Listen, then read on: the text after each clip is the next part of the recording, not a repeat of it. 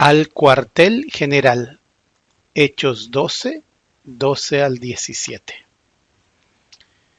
En los versículos anteriores se recuerda cómo Herodes Agripa perseguía y pretendía dar muerte a los líderes de la iglesia, con tal de congraciarse un poco con los principales de los judíos.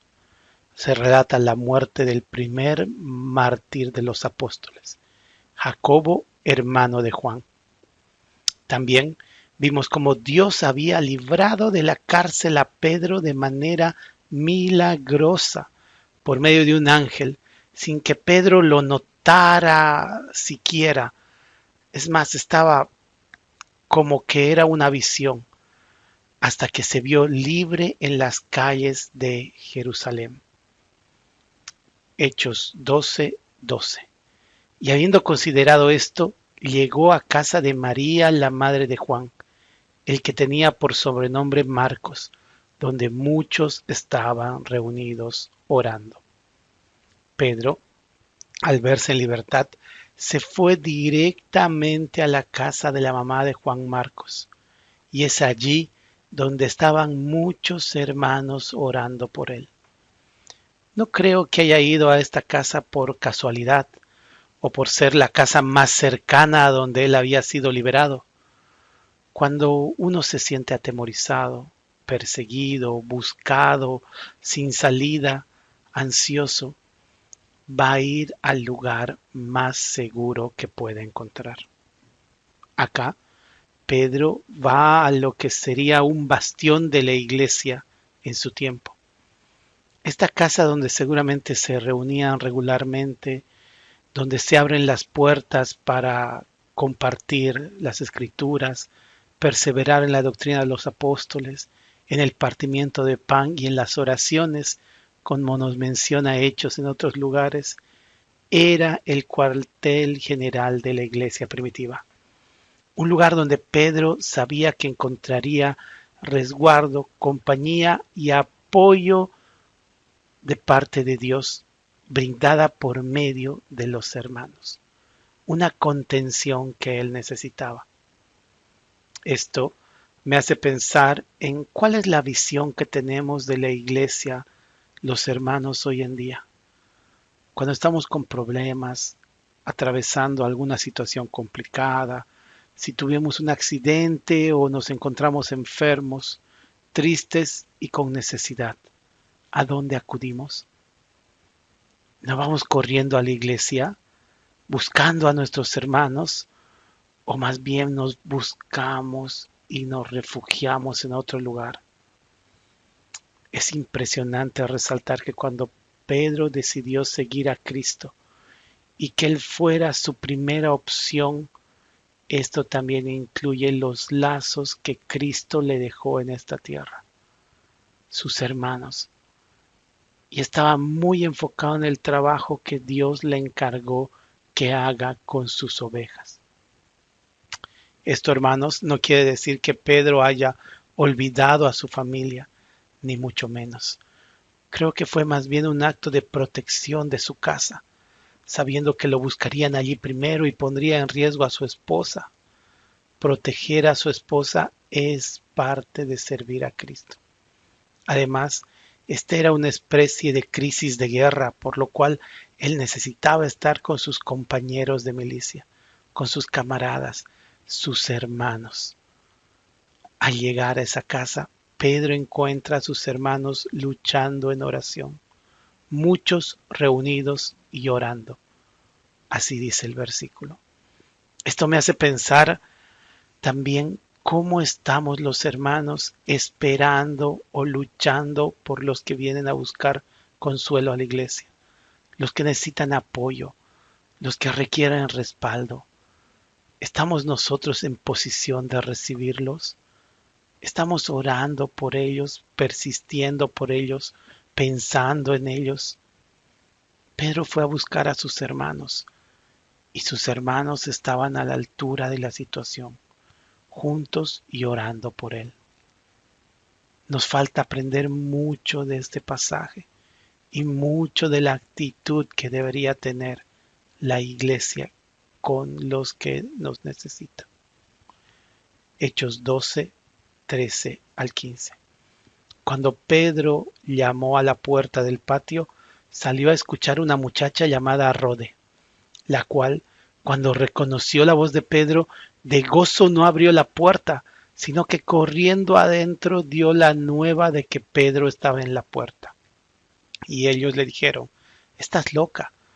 Pero ella aseguraba que así era. Entonces ellos decían: «Es un ángel». Los hermanos de Pedro estaban orando por él, pero no podían creer que él esté en la puerta. ¿Cómo podía estar Pedro en la puerta si estaba en la cárcel? Y además estaba en una cárcel muy bien custodiado. Esta escena me hace pensar en cuántas cosas pedimos en oración a nuestro Dios. Y a veces parecería que no esperamos recibir una respuesta directa. Veo que oramos de una manera como si no estaríamos deseosos de que Dios haga lo que pedimos o responda a nuestra oración. Y cortamos la fe de la oración con frases armadas como «si es tu voluntad» o «responde conforme a tu voluntad», cuando en realidad deberíamos clamar a Dios con nuestras oraciones. Diferente es cuando el problema nos pasa directamente a nosotros. Cuando el diagnóstico es directamente contra mí o uno de los que amo entrañablemente, las frases prearmadas quedan a un lado. Pedimos fervientemente para que Dios obre sobre nuestra situación. Queremos y le pedimos que sea de manera favorable. Dios no espera oradores teológicamente correctos. Él quiere hijos que saben que Él es su Padre bueno. Además, ya sabemos que el Señor obra conforme a su voluntad siempre. Así que si tenemos que pedir algo, pidámoslo como a un Padre amoroso. Nuestra oración sea con confianza y con mucha insistencia. Hechos 12, 16 al 17. Mas Pedro persistía en llamar, y cuando abrieron y le vieron, se quedaron atónitos, pero él, haciéndoles con la mano señal que callasen, les contó cómo el Señor le había sacado de la cárcel, y dijo: «Haced saber esto a Jacobo y a los hermanos». Y salió y se fue a otro lugar. Al igual que los hermanos en Jerusalén, hoy en día, ¿cuántas veces el Señor obra de maneras que nos sorprende? Él es poderoso para hacer las cosas mucho más abundantemente de lo que creemos o esperamos. Así que seguramente más de una vez sus respuestas nos dejarán atónitos. Pedro, al contarles a todos cómo Dios lo había librado de la cárcel, encarga que la noticia se haga saber con los hermanos. Especialmente nombra a Jacobo, que es Santiago, hermano de Jesús. Seguramente este hermano estaba especialmente interesado en Pedro. Algunos comentaristas lo mencionan como el líder de la iglesia en Jerusalén, por eso la importancia de comunicárselo a él. Sin embargo, y de todas formas, este actuar de Pedro de mencionar específicamente que necesita comunicárselo a Jacobo nos puede dejar dos enseñanzas. Primero, si Jacobo era el líder de la iglesia en Jerusalén, nos habla de la sujeción que tenía incluso Pedro y que nosotros debemos tener a nuestras autoridades. A pesar que son hermanos de la iglesia, no son un hermano más. Son los ancianos, sobre los cuales Dios ha depositado la responsabilidad y confianza de cuidar a su esposa, a su amada iglesia. Debemos respetarlos y honrarlos. Segundo, si Jacobo solo fue un hermano preocupado especialmente por Pedro, esto nos indica que hay hermanos que están más interiorizados con nuestros problemas y más atentos pidiendo la respuesta de Dios. Nosotros podemos y debemos ser ese hermano preocupado por otro. Y si algún hermano estuvo orando específicamente por nosotros, es bueno hacerle saber noticias de cómo Dios va respondiendo cuando lo hace. Hermanos, recordemos que en la iglesia tenemos nuestro refugio. En nuestros hermanos tenemos nuestro bastión, nuestro cuartel general.